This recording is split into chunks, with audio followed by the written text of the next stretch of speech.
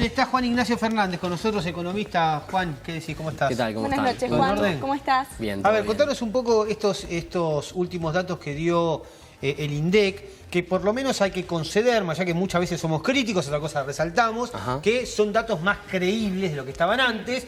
Vamos en el medio de la campaña para las PASO, todos los datos que daba el INDEC eran negativos para el gobierno, o sea, claro, en contra de los intereses del gobierno, de que le vaya bien a la nación. Por eso ahí muchos dijimos, bueno, algo cambió. Sí. Con el tema, sobre todo con el tema de los datos que daba el INDEC, que eran, repito, eran negativos, y el gobierno estaba en el medio de la campaña para las PASO. Ahora parece ser que esos pequeños brotes verdes que en su momento se habían anunciado para el año pasado, cosa que no ocurrió, empezaron por lo menos a verse, teniendo en cuenta que la economía parece un poquitito más fortalecida y en crecimiento, y sobre todo el tema más importante que siempre resaltamos nosotros, que es el tema de la pobreza, que al parecer, según lo que dijo el INDEC, hay menos pobres. Efectivamente, sí, el segundo semestre llegó un año más tarde, estamos de acuerdo. En lo institucional, Todesca, que es el que está al frente del INDEC, sí es un tipo creíble de trayectoria y que básicamente publica los números que le da. Digamos, no intenta maquillar los datos y manipularlo como hacía Moreno, en función del ciclo político.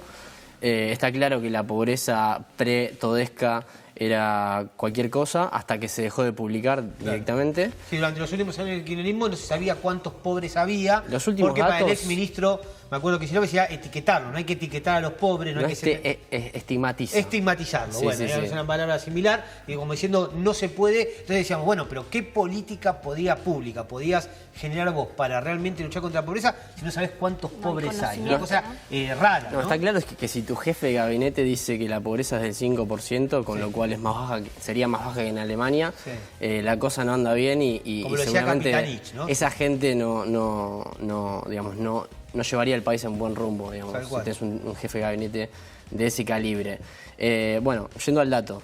El dato de pobreza del primer semestre de 2017, que fue el último que se publicó, es bueno, es bastante bueno, era esperable y es del 28,6%. O sea, el 28,6% de la población es pobre. Igual es muchísimo, ¿no? Es muchísimo, pero recordemos que venimos de un 30,3% del segundo semestre de 2016 y un 32,2% del primer semestre de 2016. Dejaron más o menos en el 30 puntos el kirchnerismo cuando se fue la expresidenta Cristina Fernández de Kirchner, que hoy es candidata, y después con el macrismo, sobre todo en este primer año y largo, los índices de pobreza aumentaron. Recién ahora, por lo menos el gobierno está diciendo que bajó, según el INDEC obviamente, que bajó un poco la pobreza. Este es el mejor número de Macri, básicamente, desde que está. Esperable, ¿no? Porque primero, con el cimbronazo del cepo cambiario y las retenciones, la inflación se disparó y era obvio que la pobreza iba a crecer en el primer tramo de su presidencia. Este es el mejor número y evidencia que la economía está recuperando. Y es cierto lo que decís, o sea, Macri asumió con un nivel de 30%, no es que... Pero las cosas empeoraron, hay que también reconocer que las cosas empeoraron durante su primer casi medio año de gestión, ¿no? Exacto, digamos, el primer año de gestión fue malo, pero porque había que hacer un ajuste. El PBI cayó 2,3%, la inflación fue del 37%, lo que implicó que los salarios reales se deterioraran entre el 5 y 6%. ¿Cómo se explica la caída de la pobreza? ¿Se explica por qué? ¿Por la inflación básicamente? Claro, o sea, vos venías de un 2016 donde el salario real cayó 6 puntos, o sea que perdió contra la inflación, o sea, perdió poder adquisitivo. Eso claramente pegó más fuerte en los deciles más pobres. Y este año está recuperando bastante fuerte la economía. Apunta más o menos a un crecimiento de 2,8-3%, con una inflación del 23%. O sea, bajó la inflación, subió la actividad. Entonces se recuperó un poco el salario. Sí, y ahora el salario real está creciendo 1 o 2 puntos. Siempre cuando hablamos de salario real, disculpame que te interrumpa con esto, cuando hablamos del salario de convenio, porque también lo que siempre remarcamos nosotros, ¿qué pasa con el salario que no está en convenio? Que es generalmente el empleado en negro, que creo que en Argentina está arriba del 30 puntos, ¿no? El 30% de la gente que está trabajando, digamos, ¿no? Sí, en realidad se toma en general el sector privado formal y empleo público, que son los datos que sí se pueden medir. Ahí está. Bueno, básicamente esos son los drivers que explicaron la recuperación. Cayó más de un punto y medio de la pobreza, es un buen dato. El mal dato es que la indigencia permanece casi inalterada, de hecho creció un poquito. Pero básicamente lo que pasa con la indigencia es que es como un hueso duro de roer. Es como, la indigencia básicamente es la gente que no puede ni siquiera acceder a la canasta alimenticia básica, o sea que tiene problemas para alimentarse. hoy está en el 6,2%, el anterior semestre estaba 6,1% y el... ¿Cuánta gente? Porque me gusta a mí saber eso, ¿qué es? ¿100.000 personas? ¿Cuánta gente? No, 6,2%, o sea, más... Pensá que el... No, yo digo 100.000, lo que aumentó la indigencia. Y... Acá no lo tengo. Claro, yo tengo sería ahí... el 0,1%, el 1% es más o menos 400.000 personas, o sea que es la mitad de eso, el 10% de eso... 40.000 personas. Bueno, pero digo, porque me encanta saber la cantidad exactamente de gente, que son 50.000 personas, y con eso es el dato, como vos remarcabas, negativo, porque los que quedaron en la pobreza, si bien hay menos pobres, pero los que quedaron en la pobreza están peor, se podría decir. Igual esto es digamos, ahora es 6,2 y estamos mejor que el primer semestre de 2016, que era 6,3.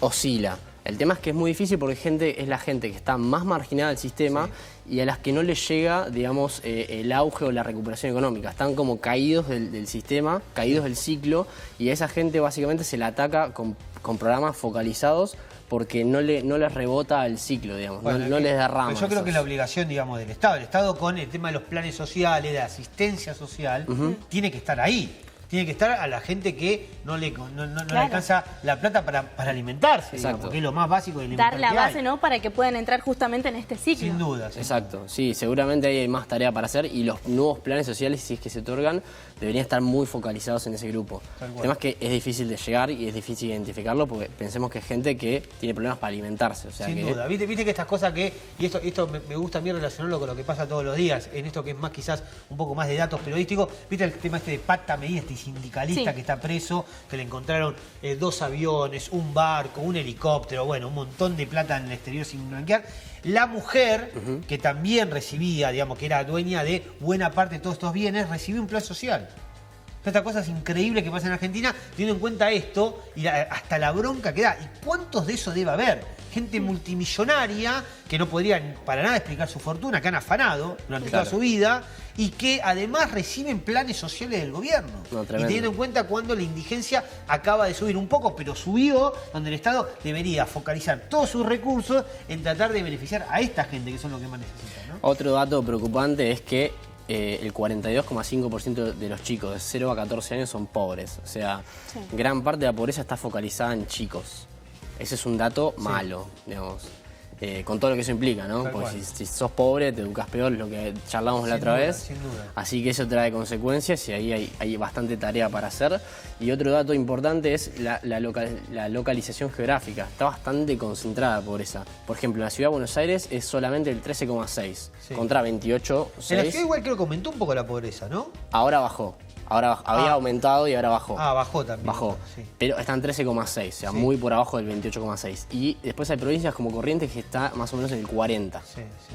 O sea que estamos en niveles, no te diría africanos en algunas provincias, pero no estamos muy lejos. Es increíble. Así que es como bastante dispar el tema, ¿no? Sí, es donde tiene que estar el Estado, como siempre remarcamos, no me voy a cansar de decir.